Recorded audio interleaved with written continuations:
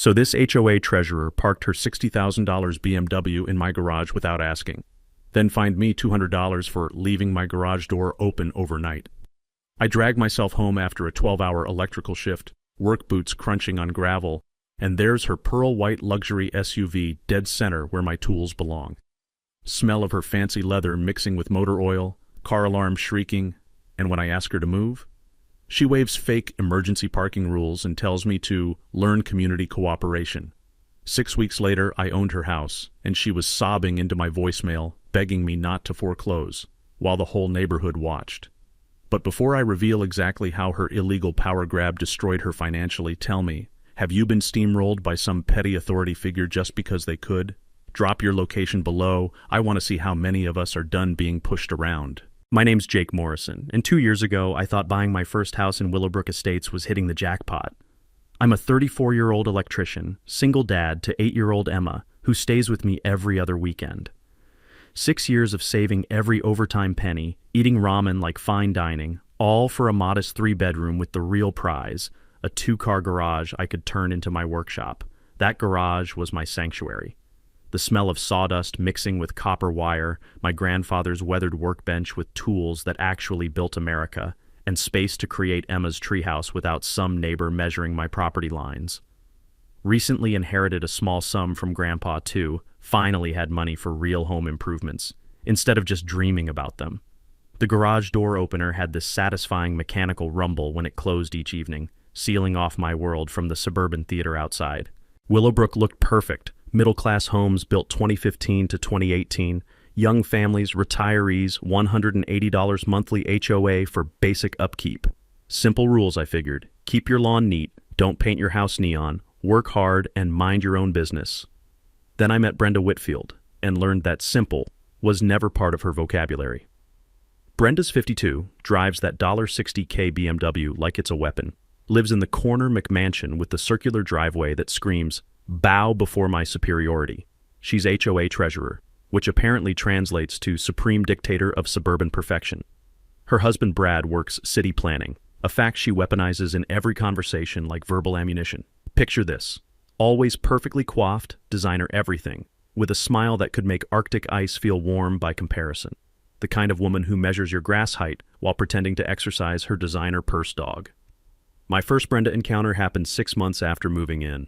I was installing safety lighting for elderly Mrs. Chen, helping her feel secure after neighborhood break-ins, when suddenly there's this shadow looming over my work. Sharp click of expensive heels on concrete. Overwhelming cloud of perfume that probably cost more than my truck payment. "Excuse me," clipboard clutched like divine scripture, "but I don't see permits posted for this electrical work." I explained outdoor lighting doesn't need permits, showed my state license, offered to review safety codes. Her response? "I'll need to verify that with my husband. We simply cannot have questionable contractors compromising our property values."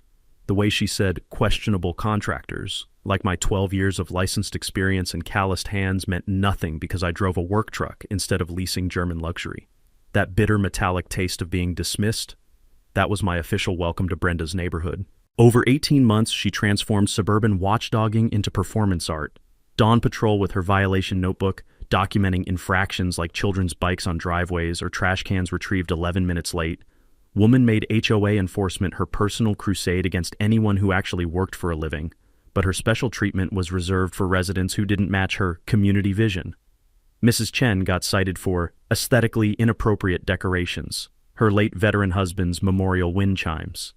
Tom Rodriguez faced fines for parking his work truck in his own driveway because commercial vehicles degrade residential character. The sound of Brenda's heels clicking became our neighborhood early warning system. Kids scattered like startled birds, window blinds twitched nervously. Everyone held their breath, hoping she'd pass without stopping to measure something with her little ruler. Emma, with that devastating 8-year-old honesty, once asked why the mean pretty lady always looks like she smelled something yucky out of the mouths of babes. I flew under her radar mostly, following every microscopic regulation, trimming grass to precisely 2.75 inches, parking my work van on the street to avoid giving her ammunition. But that Tuesday evening when I came home exhausted from a 12-hour job, I discovered Brenda had decided my garage was apparently community property. That Tuesday evening, I pulled into my driveway at 7:30 p.m. after installing emergency backup power for a medical clinic, one of those jobs where lives literally depend on your work being perfect.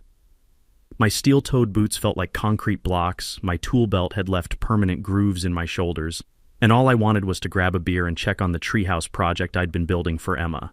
Instead, I found Brenda Whitfield's pearl-white BMW X5 parked dead center in my garage like she owned the place, not partially blocking. Not squeezed to one side, dead center with maybe 6 inches clearance on each side, positioned so perfectly that opening her doors would scratch my workbench. The smell of her car's leather interior mixed with my motor oil and sawdust, creating this weird clash of luxury and honest work that made my stomach turn. I stood there for a full 30 seconds, garage door remote in my hand, wondering if I was having some kind of exhaustion-induced hallucination. The car alarm chirped once, that smug little electronic sound that said, "I belong here and you don't." Antagonist action. I walked around to my front door where I found Brenda herself sitting in one of my patio chairs like she was hosting a neighborhood committee meeting. She was perfectly dressed, despite the humid August evening, scrolling through her phone with the casual indifference of someone who'd never questioned her right to occupy any space she chose. "Excuse me," I said, keeping my voice level, "but there's a car in my garage." She looked up with that practiced smile. "Oh, Jake, my driveway is being sealed tomorrow morning, emergency situation, and the HOA emergency parking clause allows temporary use of available spaces during community maintenance." I pulled out my phone and scrolled through the HOA documents while she watched with amusement, like I was a child trying to read a grown-up book. "Ma'am, I don't see any emergency parking clause in here." "Well," she stood up, smoothing her skirt, "I'm currently reviewing the bylaws for necessary updates. Consider this a pilot program for community cooperation during infrastructure improvements." Protagonist counterpunch. Here's where most people would have lost their temper and done something stupid. But 12 years of electrical work teaches you patience. One wrong move and you're dead. So instead of exploding, I did something that clearly wasn't in Brenda's playbook. I pulled out my phone and started recording. "So to be clear," I said calmly, "you're admitting that this emergency parking clause doesn't actually exist yet and you're using my private garage as a test case without my permission?" Her face went from smug to panicked in about 2 seconds. "You can't record me without consent." "Actually, I can. We're on my property, and this is a one-party consent state."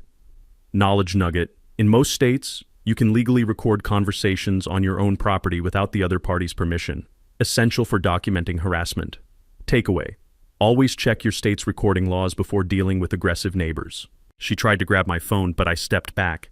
"Brad will hear about this?" "Good. I'd love to hear the city planning department's official position on fake HOA clauses." Mini twist. Her escalation. But Brenda wasn't done. The next morning, I found an official HOA violation notice taped to my front door. Failure to maintain community standards. Garage left open overnight, creating visual blight. Fine, $75, escalating to $200 if not resolved within 48 hours. There was a handwritten note attached. "Maybe next time you'll be more cooperative." B, I called my buddy Derek, college roommate turned real estate attorney, while staring at the notice. "Jake," Derek laughed after I read it to him, "she just handed you a gift. She's literally fining you for the violation she caused. That's evidence of harassment and abuse of HOA authority. So what's my next move?" Research time. HOA formation documents are public record at the county office. Find out what authority they actually have versus what they claim to have. During my lunch break, I drove to the county courthouse, the taste of institutional coffee mixed with the musty smell of old filing cabinets as I dug through incorporation papers. What I found made me smile for the first time since this started. Her second move. Meanwhile, Brenda was busy. I came home to find she'd emailed the entire neighborhood. Urgent community notice, resident violation creating security concerns due to unsecured garage overnight. Board reviewing enhanced enforcement procedures. Emma called that evening, excited about her upcoming weekend visit. "Daddy, is my treehouse going to be ready?" "We might have to work around some obstacles, sweetheart." "Is the mean lady being mean again?" "Yeah, baby. But Daddy's learning how to be mean back, the right way." What Emma didn't know was that my county research had revealed something Brenda definitely didn't want the neighborhood finding out about. Friday morning hit me with a new level of audacity, one that even I hadn't expected from Brenda. Not only was her BMW still sitting in my garage like some luxury parasite, But she'd brought a friend, a sleek black Mercedes sedan, now sitting beside it, taking up every inch of space where my tools used to be. I found my electrical supply cabinet, the one with $3,000 worth of equipment, pushed against the back wall with a brand new padlock, where my lock used to be. My tools were scattered across my workbench like someone had been rummaging through a junk drawer, and there was a sticky note on my grandfather's old vise, quote, "Temporary relocation for client staging, community cooperation appreciated, -BW, end quote." The metallic taste of pure rage filled my mouth, mixed with the sharp smell of expensive car leather and whatever fancy perfume she'd sprayed around my workspace, like she was marking her territory. Instead of doing what every fiber of my being wanted to do, which involved those bolt cutters hanging on my garage wall, I did something that would hurt Brenda more than any tool could. I called the non-emergency police line. "Hi, I'd like to report a trespassing situation and possible theft of personal property." Officer Martinez arrived 20 minutes later, a solid guy who looked like he'd dealt with plenty of suburban drama. After documenting everything with photos, he said something that made my day. "Sir, this looks like harassment to me. Mind if I have a word with the vehicle owner?" Watching Brenda try to explain to a cop why she had the right to lock up someone else's tools in their own garage was like watching a masterclass in how not to talk to police. Her voice got higher with each excuse. Her hands fluttered like confused birds, and Officer Martinez's expression grew more skeptical by the minute. The sound of his pen clicking as he took notes was like a countdown timer to Brenda's credibility evaporating. "Ma'am," he finally said, "property deed trumps HOA agreement every time. You might want to remove your vehicles before this becomes a criminal matter." That afternoon, I drove to the county surveyor's office with a mission. I remembered Derek mentioning once during our college days that property deeds always trump HOA plat maps in legal disputes.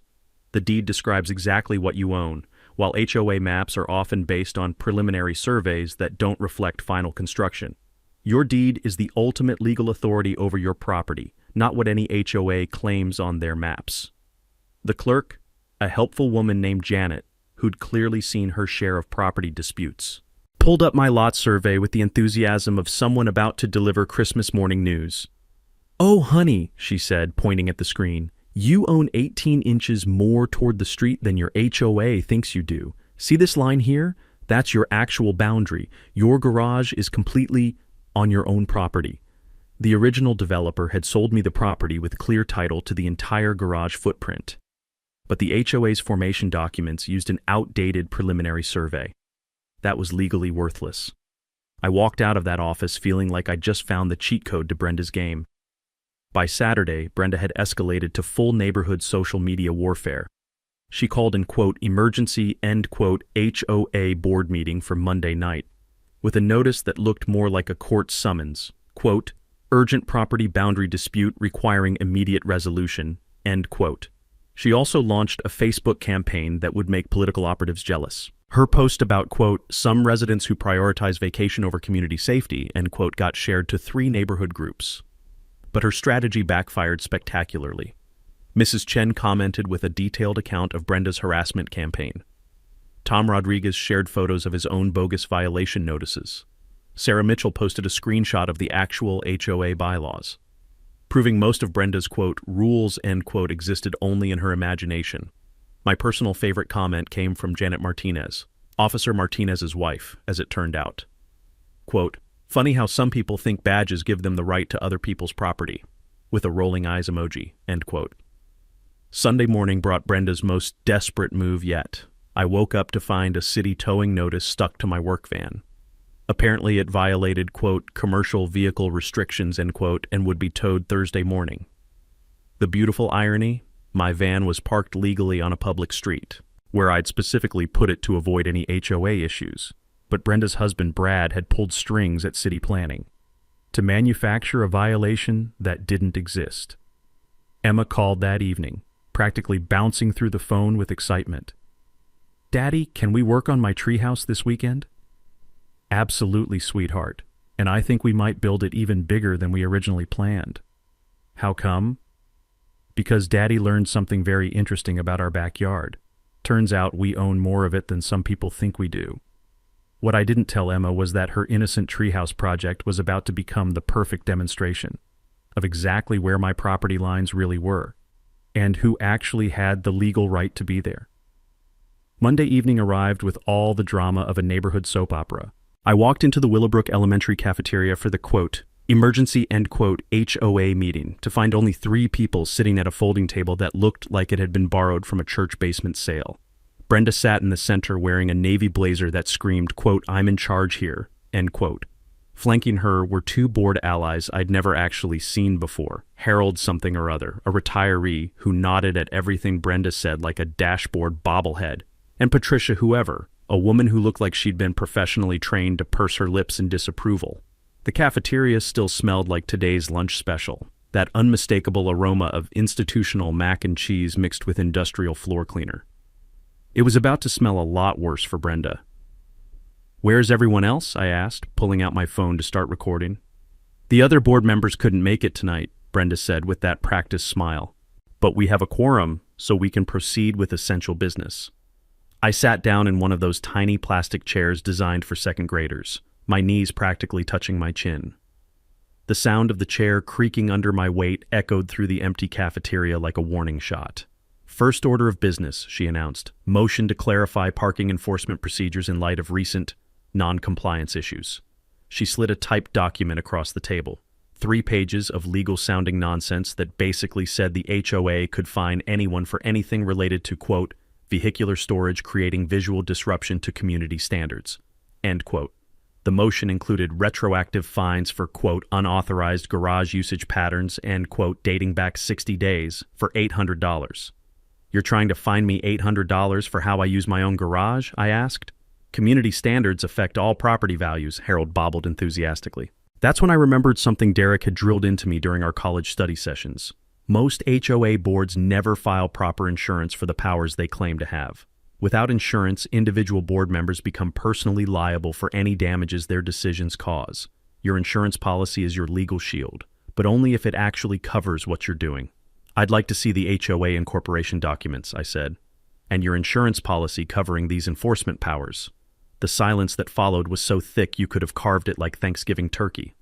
Patricia's lips pursed tighter. Brenda's smile faltered, and Harold stopped bobbling entirely. The fluorescent lights above us hummed like angry hornets trapped in a jar. Those documents are being reviewed by our legal counsel, Brenda finally managed. No problem, I said, pulling out the papers I'd brought. I've got copies right here from the county filing office. I spread out the HOA incorporation documents and insurance policy on the tiny table. Brenda's face went from confident pink to worried pale in about 3 seconds. According to your insurance policy, I continued, the HOA specifically excludes coverage for board members' personal business activities, like using community resources for real estate staging. Furthermore, I said, opening another folder, I've documented $23,000 in financial discrepancies over the past 18 months. The pattern was beautiful in its criminal simplicity.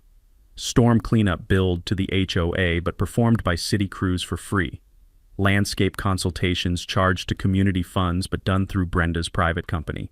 Emergency tree removal that cost us $8,400. For trees the city had removed at no charge. But here's what I hadn't expected to find, the real twist that made my electrician's heart sing. Mrs. Whitfield, I said, pulling out one final document, did you know your husband's city planning emails are subject to public records requests? The color drained from her face faster than water down a broken drain. I read from Brad's official email, quote, problem properties requiring community pressure to improve neighborhood composition. Target working-class homeowners for maximum leverage, end quote. Harold's mouth fell open like a broken garage door. Patricia actually gasped, and Brenda looked like someone had just told her the FBI was outside. That's taken out of context, she whispered. There's more, I said. Quote, wife's staging business needs 3-month access cycles. Recommend escalating HOA pressure on Morrison property for optimal client presentation timeline, end quote. The taste of victory was better than my grandfather's homemade apple pie, sweet with just a hint of justice. This meeting is over, Brenda said, standing so fast her chair fell backward with a metallic crash that echoed through the empty cafeteria. But as I walked to my car, I had no idea that Brenda's desperation was about to reach levels that would make tonight's revelations look like a friendly neighborhood chat. The next morning brought a phone call that changed everything. "Jake, you need to sit down for this," Derek said. His voice had that tone lawyers get when they've found something that could either make you rich or land someone in federal prison. I was in my kitchen, staring at my coffee maker and wondering if Brenda's BMW was still squatting in my garage. Spoiler alert, it was. "Remember how I said I'd dig deeper into Brenda's business dealings?" Derek continued. "Well, I found the smoking gun. Actually, I found the whole arsenal." He'd spent the night running Brenda's real estate license through the state database, along with cross-referencing her HOA financial activities with public records. What he discovered made my electrical violations look like parking tickets. "First," Derek said, "Brenda's real estate license has 2 pending complaints for misrepresentation, both from elderly clients who claim she manipulated them into selling below market value." The coffee maker gurgled to life, filling my kitchen with the rich aroma of caffeine salvation. I was going to need it. Second, her property records show she owes $180,000 more on her mortgage than her house is currently worth. She's underwater financially and drowning fast. But the real bombshell was still coming. Third, and this is the big one, Brad's city position is under official ethics review for undisclosed conflicts of interest related to HOA enforcement activities. I nearly dropped my coffee mug. The smooth ceramic surface suddenly felt slippery in my calloused hands. "Someone filed a complaint with the state attorney general's office," Derek continued, "about systematic corruption in municipal planning departments working with private HOA boards to manipulate property values." The investigation had been quietly running for 6 months. Brad's email trail was just the evidence they needed to prove coordination between city planning and private real estate interests, using HOA harassment to force property sales. "Derek," I said, "are you telling me that Brenda and Brad are part of some kind of organized scheme?" "I'm telling you that your little garage situation just became Exhibit A in a federal fraud investigation." The implications hit me like a surge through an ungrounded electrical line. Brenda wasn't just a power-hungry neighbor with control issues. She was running a sophisticated property manipulation scheme, using her HOA position to identify target homeowners, creating artificial violation pressure to force quick sales below market value, then flipping those properties through her real estate business for massive profits. "How many other homeowners?" I asked. "At least 12 in your neighborhood alone, probably dozens across the county." Derek explained how the scheme worked. Brad would identify properties in his city planning role that were ripe for development or resale. Brenda would manufacture HOA violations to pressure those specific homeowners into selling. Their combined inside knowledge of zoning changes and development plans made them incredibly effective at targeting the right properties at the right time. Mrs. Chen's memorial wind chimes weren't just annoying to Brenda's aesthetic sense. They were an excuse to pressure an elderly widow into selling her house 6 months before the city announced plans for a new community center that would boost property values by 30%. Tom Rodriguez's work truck wasn't really a community eyesore. It was parked on a lot that Brad knew would be rezoned for mixed-use development within 2 years. My garage wasn't just convenient parking for Brenda's staging business. My property sat on a corner lot that would become extremely valuable when the new shopping center got approved next spring. "The beautiful part," Derek said with the satisfaction of a prosecutor who just cracked a major case, "is that they documented everything. Brad's emails, Brenda's violation records, even invoices showing her staging company billing clients for access to properties she obtained through HOA pressure." So, what happens now? Now you have more power in this situation than Brenda could have ever imagined. She's not just facing HOA accountability anymore. She's looking at federal fraud charges, conspiracy, and civil rights violations. I hung up the phone and walked out to my garage, where Brenda's BMW still sat like a $40,000 confession letter. But now I understood something that changed my entire strategy. This wasn't about parking. This wasn't about property rights. This was about taking down a criminal enterprise that had been systematically stealing from working families across our entire county. Time to call in some bigger allies. Derek's revelation changed everything. This wasn't neighborhood drama anymore. This was organized crime disguised as suburban governance. And that meant I needed to think bigger than just getting my garage back. I spent Wednesday afternoon assembling what Derek called, quote, "team justice," end quote. Though honestly, it felt more like recruiting for the world's most suburban version of Ocean's 11. First up was Mrs. Chen. I found her in her garden, tending to the memorial flowers she'd planted around her late husband's wind chimes, the ones Brenda had tried to ban as, quote, "aesthetically inappropriate," end quote. Mrs. Chen, I said, how would you feel about helping me expose exactly what Brenda's been doing to this neighborhood? Her weathered hands paused over a rosebush that had been blooming for 40 years. Jake, I've been keeping records since the day that woman showed up at my door with her clipboard. I was hoping someone would eventually ask. She disappeared into her house and returned with a shoebox full of documentation that would make an FBI forensic accountant weep with joy. Every violation notice, every threatening phone call, every time Brenda had photographed her property without permission, all dated, time-stamped, and cross-referenced with neighborhood events. Military training, she explained with a smile that could have powered the neighborhood. My late husband taught me that documentation beats confrontation every time. Next was Tom Rodriguez. I found him in his driveway, working on the engine of that work truck Brenda had tried to get towed. The smell of motor oil and determination filled the evening air. Tom, I need someone with your kind of practical expertise. He looked up from under the hood, wiping his hands on a rag that had seen more honest work than Brenda's BMW. You mean someone who knows how to install security equipment without leaving fingerprints? I mean someone who understands how to document things properly. Tom's grin could have lit up the whole street. Brother, I've been waiting for this conversation since the day she tried to fine me for parking my own truck in my own driveway. Over the next hour, Tom explained his background in military intelligence, how he'd been quietly mapping Brenda's patrol patterns, recording her violation schedule, even documenting which houses she photographed and when. Turns out having a combat veteran with surveillance training living 2 streets over was like having a neighborhood guardian angel with a security clearance. Sarah Mitchell joined our impromptu war council when she showed up with her laptop, and the kind of organizational skills that come from managing 30 third graders every day. I've been running the neighborhood Facebook group like an intelligence operation, she said, pulling up spreadsheets that would impress a data analyst. Every complaint about Brenda, every suspicious HOA activity, every time someone got a bogus violation notice, all cross-referenced and categorized. Derek arrived Thursday evening with a legal strategy that was beautiful in its simplicity. We were going to let Brenda continue digging her own hole, while building an airtight case that would protect every homeowner in the county from similar schemes. First, Derek explained, spreading documents across my kitchen table, we file a formal complaint with the State Real Estate Board about Brenda's license violations, using Mrs. Chen's documentation. The complaint would trigger an automatic investigation into Brenda's business practices, including her use of HOA authority to manipulate property sales. Real estate boards take this kind of thing very seriously because it makes their entire industry look corrupt. Second, he continued, we submit Brad's email evidence to the State Attorney General's office. They're already investigating municipal corruption. This gives them everything they need to prove conspiracy. Derek had learned from his prosecutor friends that the key to taking down corruption networks is patience. Let them think they're winning while you build overwhelming evidence. Make them confident enough to keep committing crimes while you're recording everything. Third, we prepare a civil lawsuit under federal civil rights statutes, property deprivation, conspiracy to violate civil rights, pattern of harassment targeting specific demographic groups.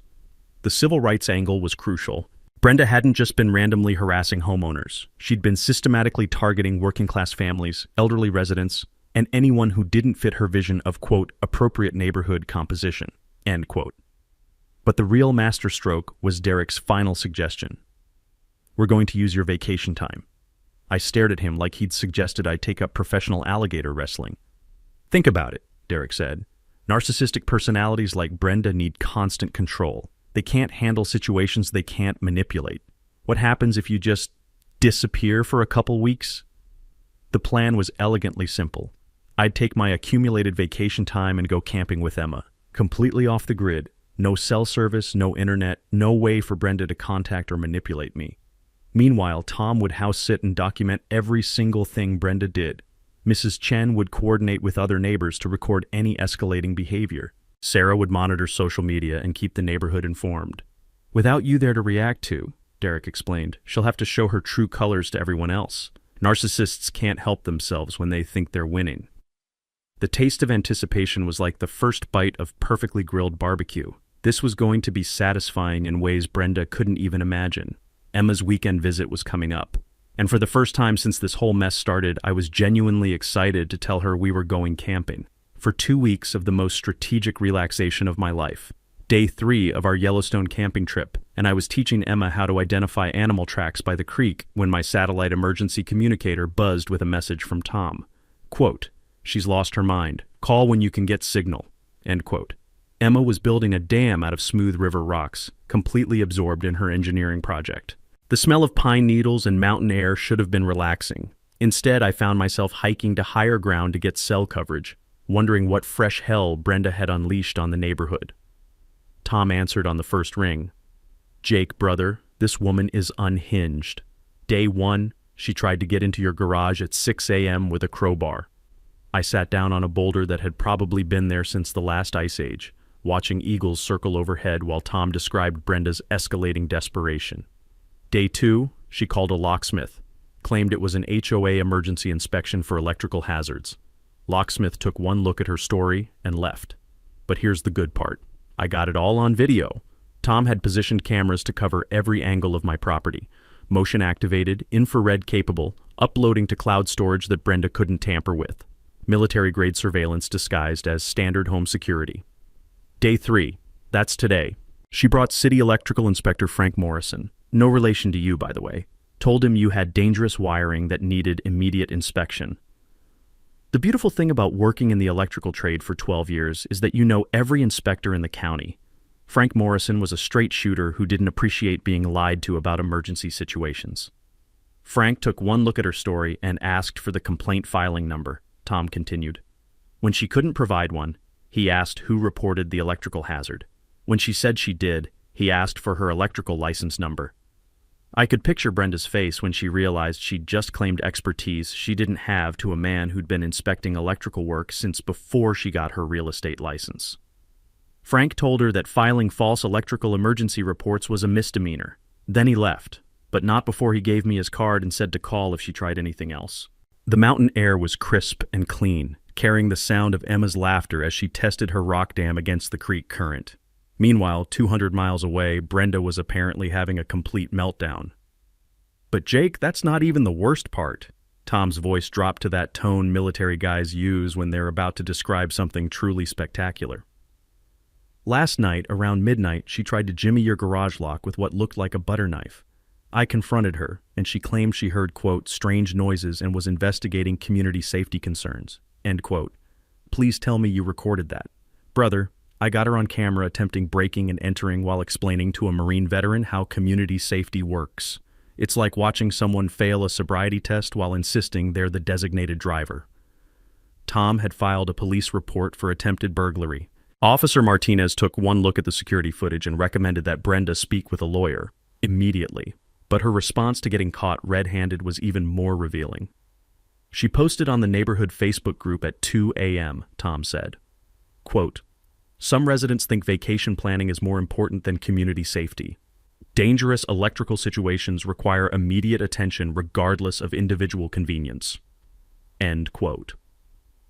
Sarah Mitchell had screenshot everything before Brenda could delete it. The 2 a.m. timestamp made it clear that she'd posted immediately after getting caught trying to break into my garage. The neighbors are turning against her, Tom continued. Mrs. Patterson from Oak Street commented that maybe people who break into garages at midnight aren't the best judges of community safety. Got 47 likes in 6 hours. Derek had called that morning with updates from the legal front. The State Real Estate Board had fast-tracked their investigation after receiving Mrs. Chen's documentation. Brad's city position was now under active review by the Ethics Committee, and the Attorney General's office was very interested in Brad's email trail. One more thing, Tom said. She tried to bribe me yesterday. That got my full attention. Eagles could circle all they wanted. This was better than nature documentary. $500 cash, just to let her into your garage for, quote, 1 hour to retrieve important staging materials, end quote. I told her those staging materials looked suspiciously like your electrical tools. Tom had recorded the entire conversation on his phone, including Brenda's exact words about making my city permit applications, quote, much easier if we cooperate, end quote. Emma called from the creek, excited about a fish she'd spotted in her rock pool. Her voice echoed off the mountain walls like a reminder of what really mattered. Clean air, clear water, and time with people you love. While 200 miles away, a corrupt HOA treasurer was systematically destroying her own life, trying to steal a garage that was never hers to begin with. Tom, I said, keep recording everything. I have a feeling she's just getting started. Day 9 of our camping trip, and Emma had just caught her first fish when my satellite communicator buzzed again. This time it was Sarah's number with an urgent message. Quote, "Emergency. Brenda hired someone to break in. Police involved. Call ASAP." End quote. I helped Emma release her rainbow trout back into the crystal-clear mountain stream, watching it dart away toward deeper water. The irony wasn't lost on me that we were practicing catch and release while Brenda was apparently escalating to actual crime. Sarah answered before the first ring finished. "Jake, she's completely lost it. Yesterday she approached Tom with a briefcase full of cash. Today she hired what can only be described as the world's worst burglar." The mountain silence was broken only by the sound of wind through pine trees and my blood pressure climbing toward dangerous levels. Around 2 p.m. today, Tom spotted some guy with bolt cutters trying to cut your garage lock. When Tom confronted him, the guy claimed to be a, quote, "licensed contractor working for the HOA," end quote. "No permit, no ID, no legitimate paperwork." I could hear the satisfaction in Sarah's voice as she described what happened next. Tom asked to see his contractor's license. Guy couldn't produce one. Tom asked for the HOA work order. Guy pulled out a handwritten note on Brenda's personal letterhead. Tom called the police. Officer Martinez arrived to find a man with no identification attempting to break into private property with tools that belonged in a prison escape movie. When pressed about who hired him, the guy immediately gave up Brenda's name and phone number. "Gets better," Sarah continued. Under questioning, he admitted Brenda paid him $200 cash to, quote, "retrieve staging materials from a garage that needed to be accessed for community safety," end quote. The criminal conspiracy charges were adding up faster than Emma's collection of interesting rocks. Attempted burglary, conspiracy to commit breaking and entering, filing false reports, and now soliciting criminal activity. But Jake, the nuclear bomb dropped this morning. Sarah's voice had that tone teachers get when they're about to describe the most spectacular classroom disaster of their career. The state attorney general's office executed a search warrant on Brenda's house and real estate office at 6 a.m. with news cameras rolling. I sat down on a fallen log watching Emma skip stones across the lake while trying to process the fact that my neighborhood HOA drama had apparently escalated to federal law enforcement. Channel 7 was there for the whole thing, Sarah said. Brenda in her bathrobe screaming about property rights while they carried out boxes of financial records. Brad getting arrested in his city planning office while his coworkers watched through conference room windows. The investigation had moved faster than anyone expected. Derek's evidence package, combined with Mrs. Chen's meticulous documentation and Tom's security footage, had given prosecutors everything they needed for search warrants. They found everything, Jake. Computer files showing the property manipulation scheme, bank records proving she'd been moving HOA funds through her personal accounts, even a spreadsheet listing target homeowners with notes about, quote, "pressure points for maximum compliance," end quote. Mrs. Chen's name was on that list with notes about, quote, "elderly widow, vulnerable to safety concerns," end quote. Tom's entry mentioned, quote, "working-class Hispanic, likely to avoid legal confrontation," end quote. My file was the most detailed. Quote, "single father, electrician, corner lot, high development potential, financial pressure through daughter's needs," end quote. The casual racism and classism documented in Brenda's own handwriting was going to make the civil rights case slam dunk simple. "There's more," Sarah said. They arrested 4 other HOA board members across the county. This wasn't just Willowbrook. This was organized crime using suburban homeowner associations as cover. The scope was staggering. Dozens of neighborhoods, hundreds of manipulated property sales, millions of dollars in fraudulent transactions spanning 5 years. "Derek called this morning," Sarah continued. "The Attorney General's office wants to interview you when you get back, as a witness, not a suspect. You're officially the victim who exposed a federal conspiracy." Emma ran up with a perfect skipping stone, smooth and flat like a tiny pancake. "Daddy, look what I found. Want to see how far it goes?" "Absolutely, sweetheart." While she demonstrated her improved stone skipping technique, Sarah delivered the final update. "Oh, and Jake? Brenda called you 17 times yesterday. The voicemails. There's something special." 17 times?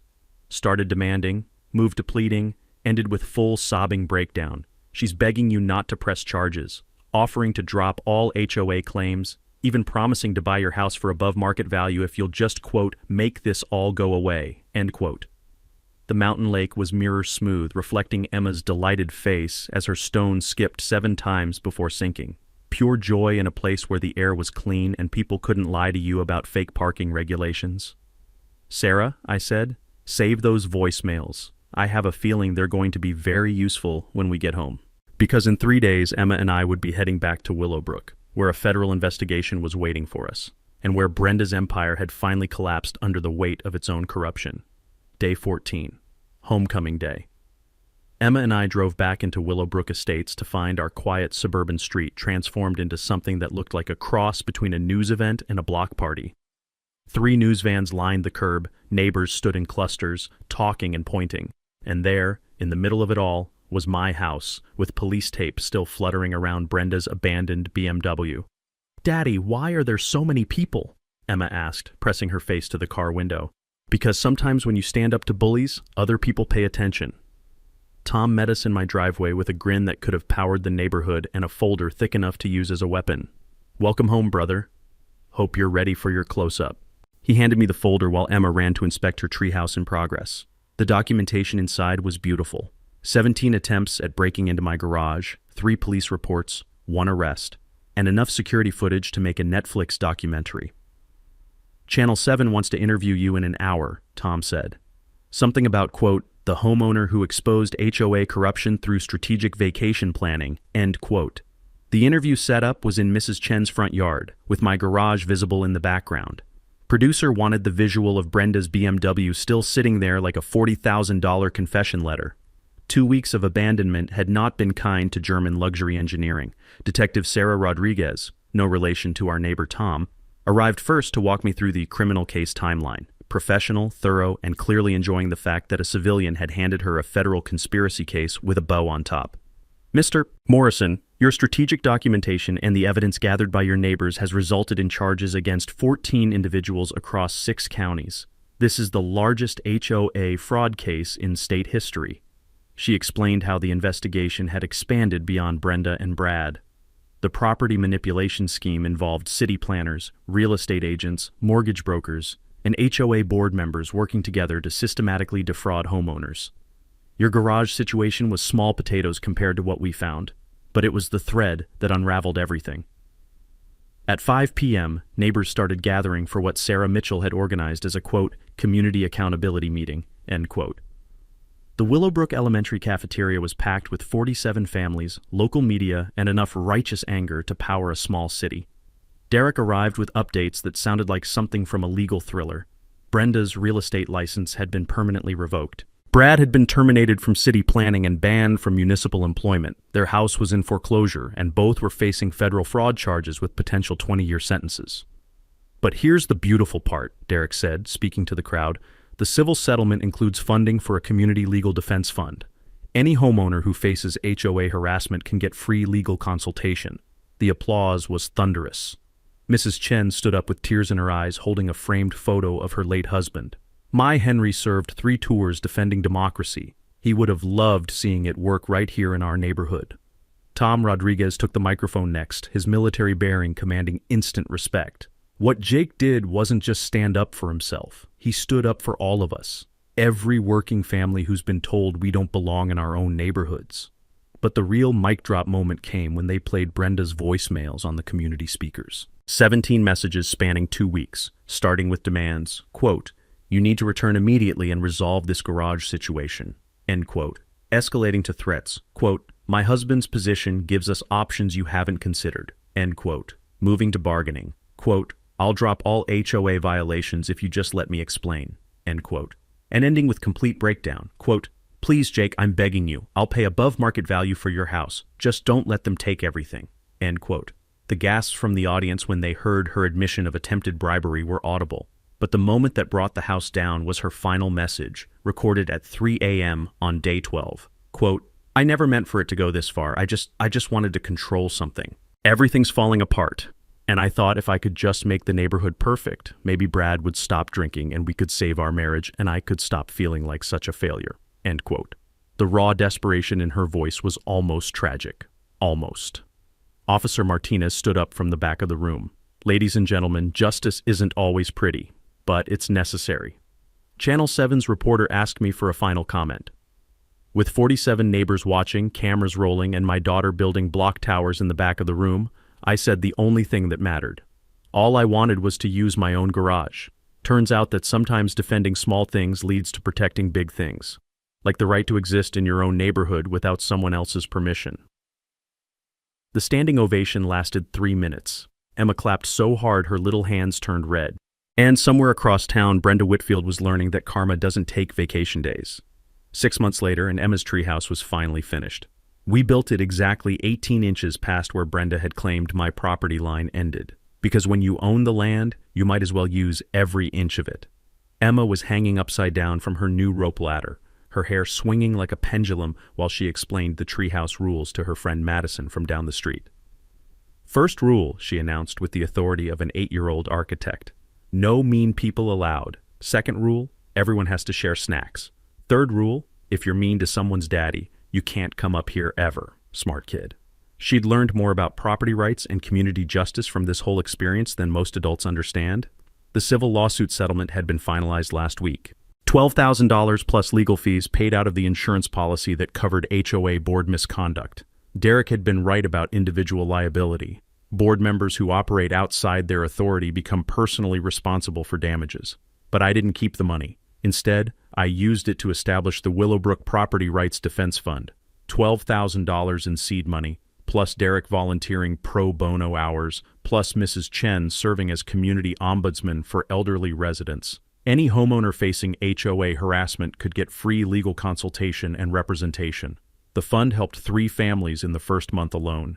Turned out Brenda's methods had been copied by power-hungry board members in other neighborhoods. But now word was spreading. Mess with working families. And there are people who know how to fight back. Mrs. Chen had become something of a neighborhood celebrity. Her documentation methods were so thorough that 2 other counties asked her to train their residents in proper record-keeping for HOA accountability. She started calling it her, quote, Democracy in Action Workshop. Tom Rodriguez got elected to the new HOA board on a platform of transparency and common sense. First order of business was posting all financial records online for public review. Second was establishing a policy that board members couldn't profit from their positions in any way. Property values in Willowbrook had actually increased 8% since the corruption was exposed. Turns out people pay premium prices for neighborhoods where you don't have to worry about arbitrary harassment from petty dictators. Sarah Mitchell started a YouTube channel called, quote, HOA Accountability Network, end quote, teaching homeowners how to research their rights, document violations, and build coalitions for community protection. Her subscriber count hit 50,000 last month. Derek's law practice got so many HOA corruption cases that he hired 2 associates and started specializing in homeowner protection law. He jokes that my garage situation was the best marketing campaign he never paid for. Emma's relationship with me had grown stronger through the whole experience. She'd learned that sometimes adults need to stand up to bullies too, and that doing the right thing isn't always easy, but it's always worth it. Daddy, she said one evening while we were grilling burgers in the backyard, are you proud of what we did? I'm proud of what you did, sweetheart. You were patient while Daddy learned how to be brave. Can we go camping again this summer? Absolutely, but this time, just for fun. The annual, quote, Garage Door Day barbecue had become a neighborhood tradition. Every August we celebrate the day ordinary people proved that corrupt authority doesn't get the last word. Kids draw chalk art about brave neighbors. Adults share property improvement projects without fear. And everyone remembers that democracy works best when citizens pay attention. Brenda and Brad both pled guilty to federal fraud charges. She got 18 months in minimum security prison. He got 2 years and permanent ban from government employment. Their house sold at auction for 60% of its previous value. Karma, as it turns out, is very expensive. But here's the thing I want you to remember. This story started with one woman parking in one man's garage without permission. It ended with federal investigations, criminal convictions, and protection for hundreds of families across multiple counties. Sometimes the biggest changes start with defending the smallest spaces. So here's my challenge for you. Share your own HOA nightmare story in the comments. You never know who might need to hear that they're not alone in fighting back against petty tyrants who think badges give them the right to run other people's lives. And subscribe and ring that bell, because next week I'm telling you about the time a city inspector tried to condemn someone's house for having too many books. And how one librarian fought back with a law nobody knew existed, because bullies only win when good people stay quiet, and Emma's treehouse rules still apply. No mean people allowed.